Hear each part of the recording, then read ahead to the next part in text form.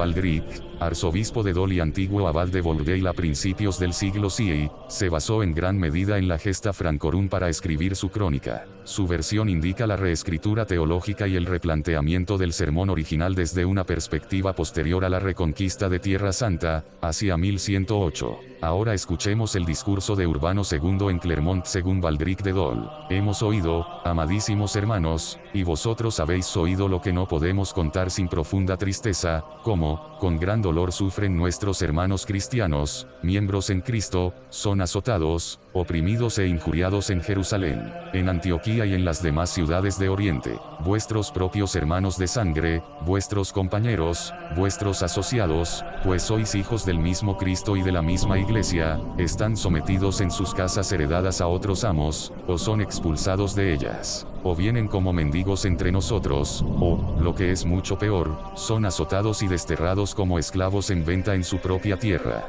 Sangre cristiana, redimida por la sangre de Cristo, ha sido derramada, y carne cristiana, semejante a la carne de Cristo, ha sido sometida a indecible degradación y servidumbre. En todas partes de esas ciudades hay dolor, en todas partes miseria, en todas partes gemidos, lo digo con un suspiro. Las iglesias en las que antiguamente se celebraban los misterios divinos sirven ahora, para nuestro dolor, de establos para los animales de esas gentes. Los hombres santos no poseen esas ciudades, es más, turcos viles y bastardos dominan a nuestros hermanos. El bienaventurado Pedro presidió por primera vez como obispo en Antioquía, he aquí que en su propia iglesia los gentiles han establecido sus supersticiones, y la religión cristiana, que deberían más bien abrigar, la han vilmente excluido de la sala dedicada a Dios. Las propiedades dadas para el sustento de los santos y el patrimonio de los nobles reservado para el sustento de los pobres están sujetos a la tiranía pagana, mientras que los crueles amos abusan para sus propios fines de los rendimientos de estas tierras.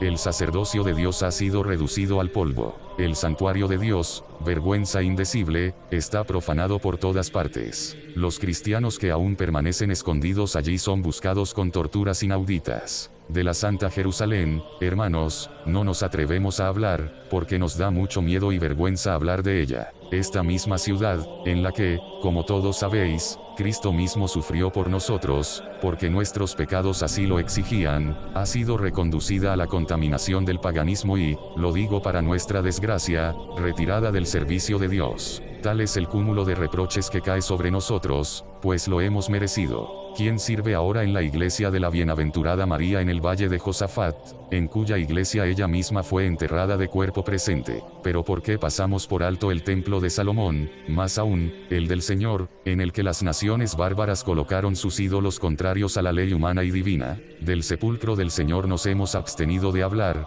ya que algunos de vosotros habéis visto con vuestros propios ojos a qué abominaciones ha sido entregado. Los turcos tomaron violentamente de él las ofrendas que ustedes llevaban allí como limosna en tan grandes cantidades y, además, se burlaron mucho y a menudo de vuestra religión. Y, sin embargo, en ese lugar descansó el Señor, allí murió por nosotros, allí fue sepultado. Cuán precioso es este lugar, tan anhelado e incomparable, donde fue sepultado nuestro Señor, incluso si Dios no realizara allí el milagro anual, porque en los días de su pasión, todas las luces del sepulcro y de los alrededores de la iglesia, que se habían apagado, se vuelven a encender por orden divina. ¿Qué corazón es tan pétreo, hermanos, que no se conmueve ante un milagro tan grande? Créanme, es bestial e insensato aquel hombre cuyo corazón no mueve a la fe una gracia tan divinamente manifiesta. Y, sin embargo, los gentiles son testigos de tan gran milagro, al igual que los cristianos, y sin embargo no se apartan de sus malos caminos.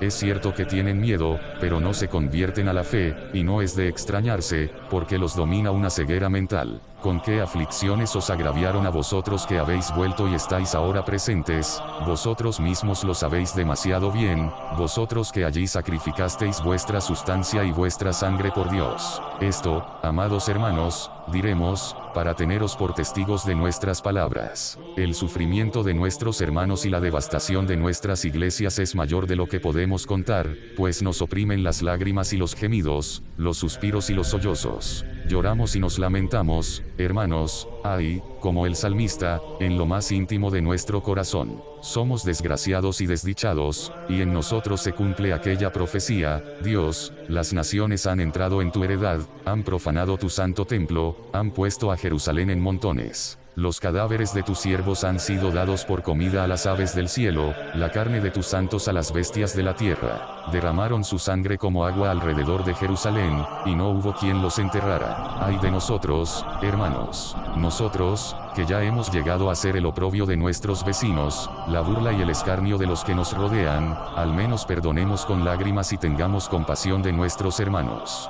Nosotros, que nos hemos convertido en el escarnio de todos los pueblos, y peor que todos, lamentemos la devastación más monstruosa de Tierra Santa. Esta tierra que merecidamente hemos llamado santa, en la que no hay siquiera un peldaño que el cuerpo o el espíritu del Salvador no hayan glorificado y bendecido, esta tierra que abrazó la santa presencia de la Madre de Dios y las reuniones de los apóstoles, esta tierra que bebió la sangre de los mártires allí derramada. Qué benditas son las piedras que te coronaron, Esteban, el primer mártir. Qué felices, oh Juan Bautista, las aguas del Jordán que te sirvieron para bautizar al Salvador. Los hijos de Israel, que fueron sacados de Egipto, y que os prefiguraron en la travesía del Mar Rojo, han tomado esa tierra por las armas, con Jesús como jefe. Han expulsado a los jebuseos y demás habitantes y han habitado ellos mismos la Jerusalén terrestre, imagen de la Jerusalén celeste. Comillas que decimos: escuchad y aprended.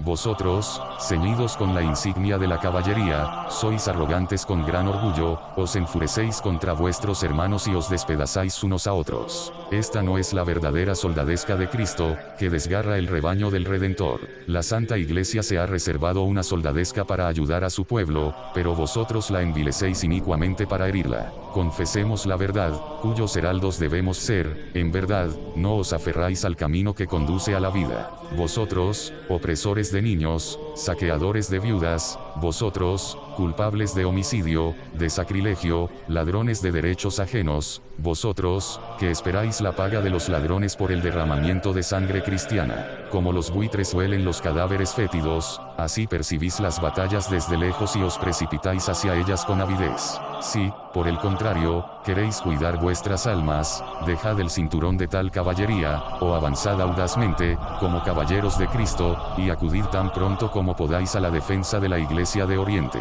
porque de ella es de quien han brotado las alegrías de toda vuestra salvación, quien derramó en vuestras bocas la leche de la sabiduría divina, quien puso ante vosotros las santas enseñanzas de los evangelios. Decimos esto, hermanos, para que podáis refrenar vuestras manos asesinas de la destrucción de vuestros hermanos, y en nombre de vuestros parientes en la fe os opongáis a los gentiles. Bajo Jesucristo, nuestro líder, que luchéis por vuestra Jerusalén, en línea de batalla cristiana, la línea más invencible, incluso con más éxito que lo hicieron los hijos de Jacob de antaño, luchad, que podáis asaltar y expulsar a los turcos, más execrables que los jebuseos, que están en esta tierra, y que consideréis una cosa hermosa morir por Cristo en esa ciudad en la que Él murió por nosotros. Pero si te toca morir a este lado de ella, ten por seguro que haber muerto en el camino tiene el mismo valor, si Cristo te encuentra en su ejército. Dios paga con la misma moneda, ya sea en la primera o en la 11ª hora. Deberíais estremeceros, hermanos, deberíais estremeceros de levantar una mano violenta contra los cristianos, es menos perverso blandir la espada contra los sarracenos. Es la única guerra justa, pues es caridad arriesgar la vida por los hermanos. Para que no os inquietéis por las preocupaciones del mañana, sabed que nada desean los que temen a Dios, ni los que le aprecian en la verdad.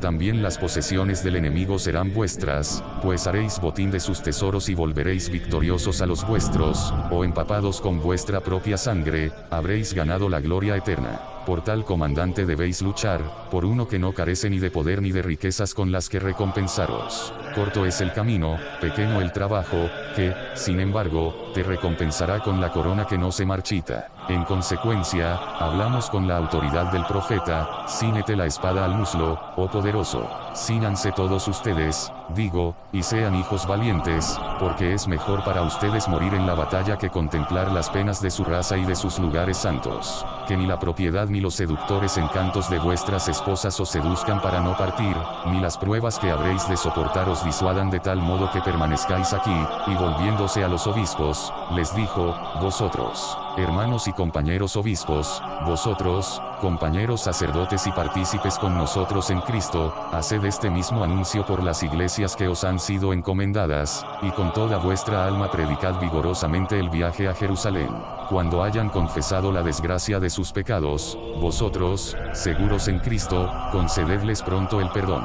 Además, tú que has de ir nos tendrás orando por ti, te tendremos luchando por el pueblo de Dios. Con Moisés, extenderemos las manos incansables en oración al cielo, mientras vosotros salís y blandís la espada, como guerreros intrépidos, contra Amalek. Cuando los presentes fueron claramente informados por estas y otras palabras del Señor apostólico, los ojos de algunos se bañaron en lágrimas, algunos temblaron, y otros discutieron el asunto.